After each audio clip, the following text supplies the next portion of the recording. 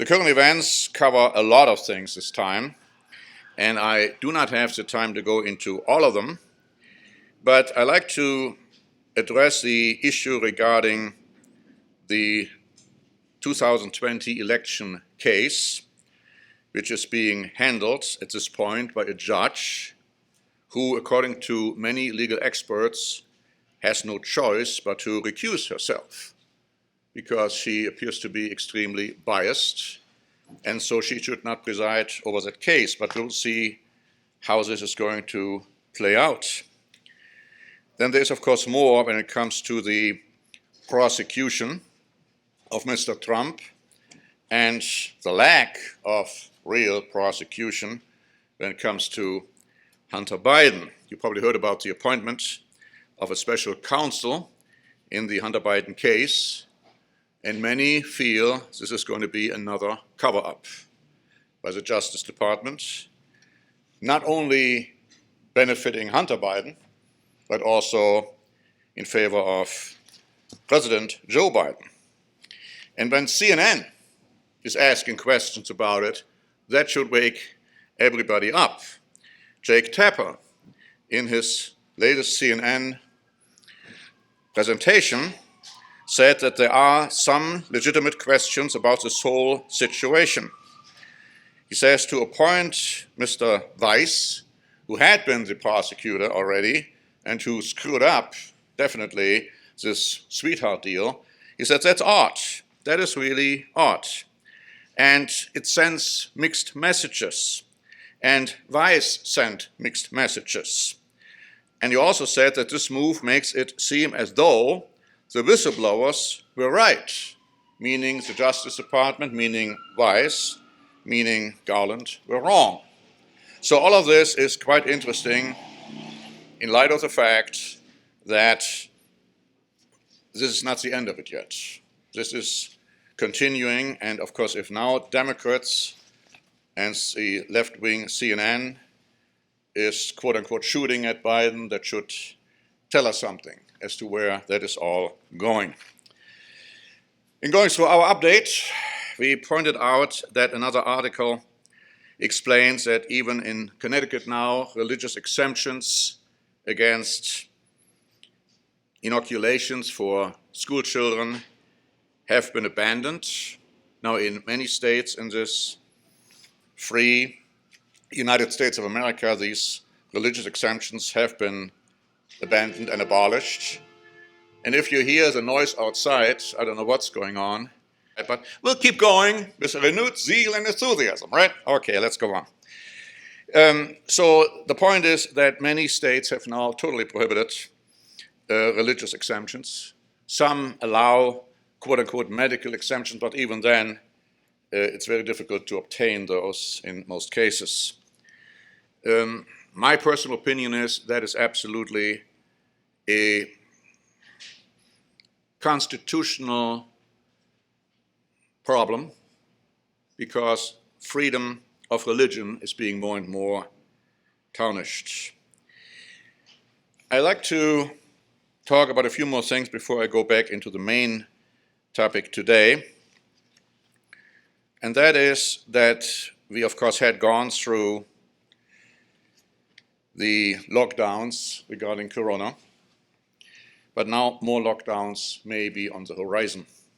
Here's an article by Report 24, which is actually a German-speaking publication, and I translated that into English with the help of Google. And so here is what this article says, dated July 31. Klaus Schwab's daughter, Nicole Schwab, obviously follows the example of her father. At an event, she indicated that the COVID crisis had shown that radical change is possible if there is enough panic. Will climate lockdowns follow soon after the COVID lockdowns? ? The World Economic Forum makes no secret that COVID-19 has been used as a test run for a potential climate dictatorship. These measures could include travel restrictions, strict regulations on energy use and consumption in general, and even temporary closures of industries considered to be harmful to the environment. That's scenario number one. Here comes scenario number two. That's an article by LifeSite News from August 7. 200 scientists are currently working on vaccines against an unknown disease X at the Porton Down Laboratory in England. Since the coronavirus outbreak in 2020 and the subsequent draconian lockdown policies, leading globalists like Bill Gates have been continuously warning about the next pandemic. Former British Prime Minister Tony Blair predicted that vaccines for future pandemics will require multiple shots. Blair called for digital infrastructure to know who has been vaccinated and who has not been. A few months later, the European Union and the World Health Organization announced a partnership to create a global system of vaccine passports built on the EU's system of digital COVID-19 certification. Moreover, the head of a nudge unit employed by the UK government during the COVID crisis said in a recent interview that lockdowns would be accepted by the population in future pandemics because people already know what the drill is.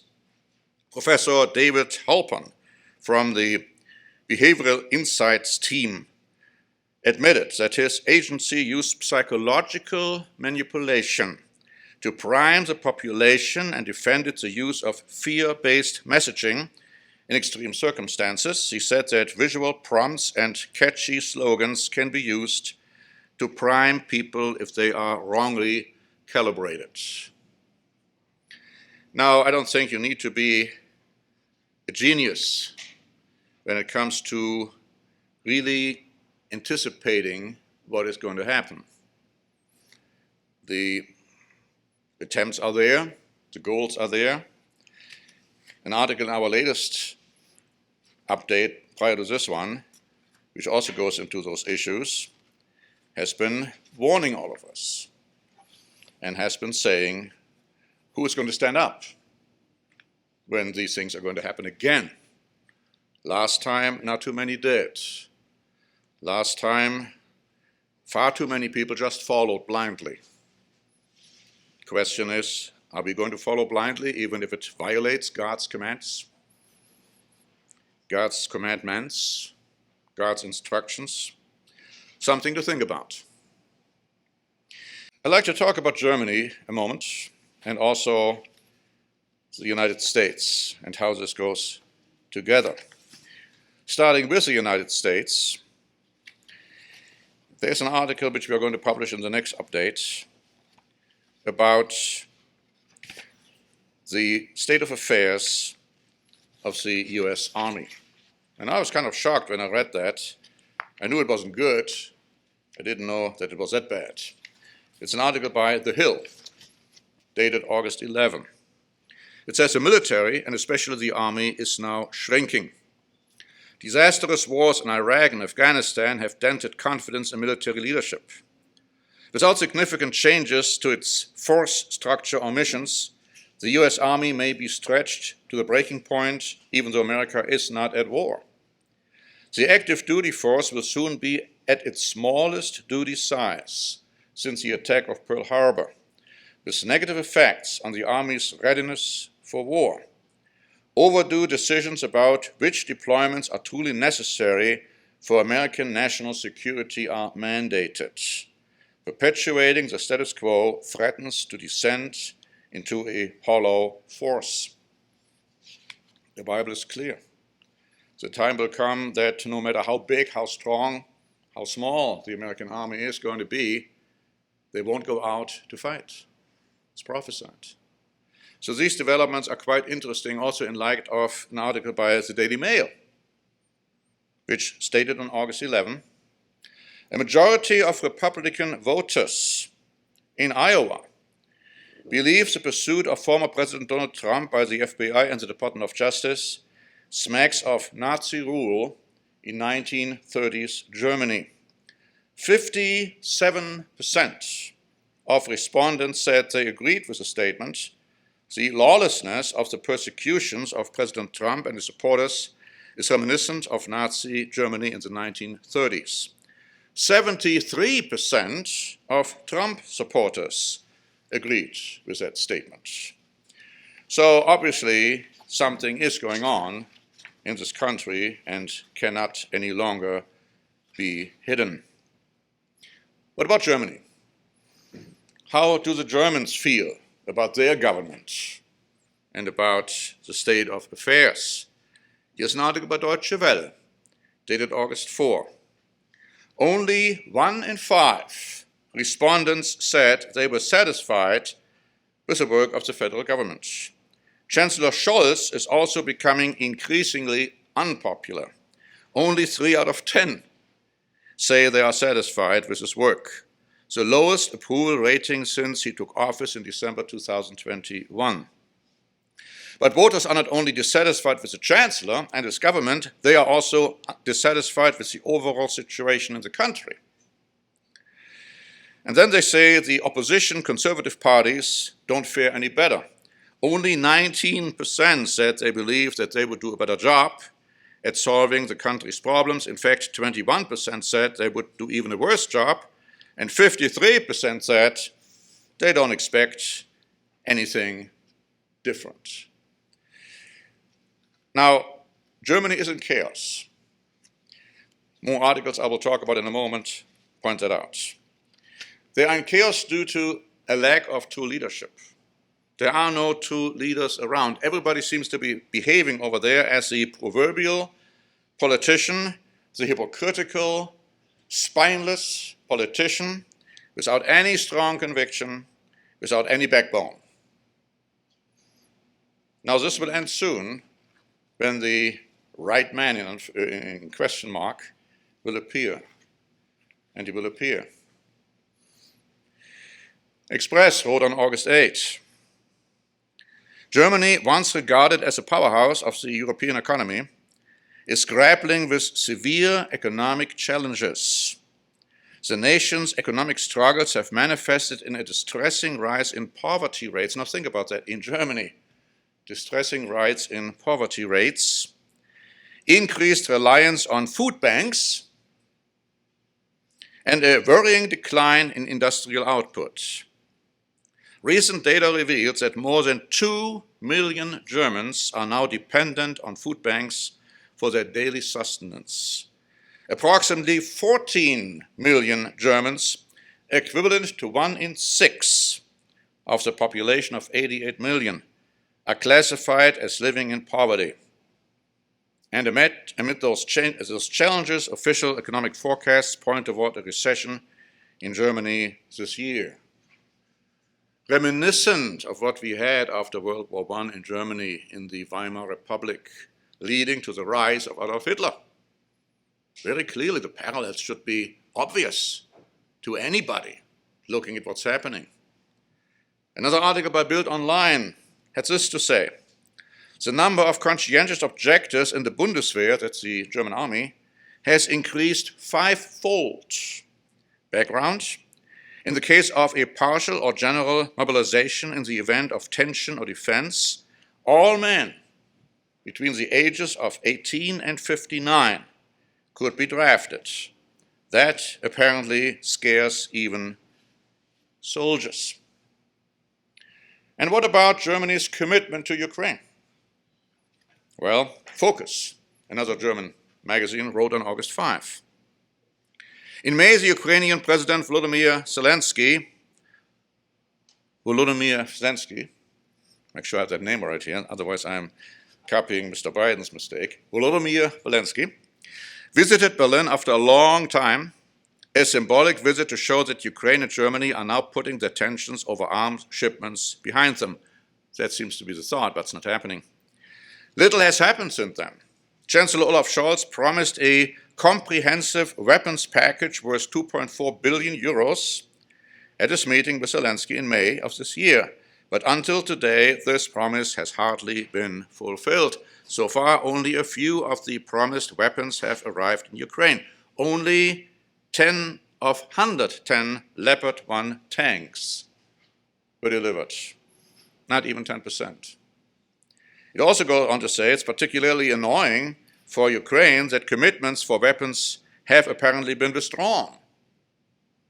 And Germany has also remained hesitant with regard to new types of weapon systems. Defense Minister Boris Pistorius and his party colleague Ralph Stegner continue to reject the delivery of German Taurus missiles in order to avoid an escalation of the conflict with Russia. Now, as we will later on see in the sermon, Ukraine is not going to be the friend of Germany much longer, or of Europe. Ukraine will get together with Russia, and ultimately a war will break out between a Ukrainian-Russian collaboration against continental Europe. It's clearly prophesied. And that's why we have been saying that neither Russia nor Ukraine will be destroyed in this war. No, they ultimately will get together. Now, I'd like to also talk about one more thing when it comes to Ukraine. This was an article which was published by Zero Hedge, talking that Ukraine has a significant recruitment problem. They point out that the counteroffensive has stalled and appears failing, and even Poland, one of Ukraine's strongest supporters, feels now that the counteroffensive has failed. Now, Zelensky has fired all heads of military recruitment on concerns of rampant corruption. And not only that, it gives a bad sign to the public when we hear about and see about brutal mobilization by Ukrainian military recruitment officers. Here, the article is giving an example. Most recently, a surveillance camera recorded the overreach of the authorities as a man trying to go to a store was kidnapped from his bicycle in broad daylight. And then, of course, he became conscripted in the army. These are the consequences of war. You know, war is terribly wrong. No war fought by human beings is justified, whether it's an offensive war or a defensive war. None of that is justified. We should understand that. Because for one reason, there are always people, they're called the casualties of war, who are to suffer. Women, children, civilians. War is satanic. Satan is the one who is bringing about wars. And of course, we can take positions. We can take positions for Ukraine against Russia. Some take positions for Russia against Ukraine, for America against whoever. In God's eyes, all of that is wrong. In God's eyes, all of that will change.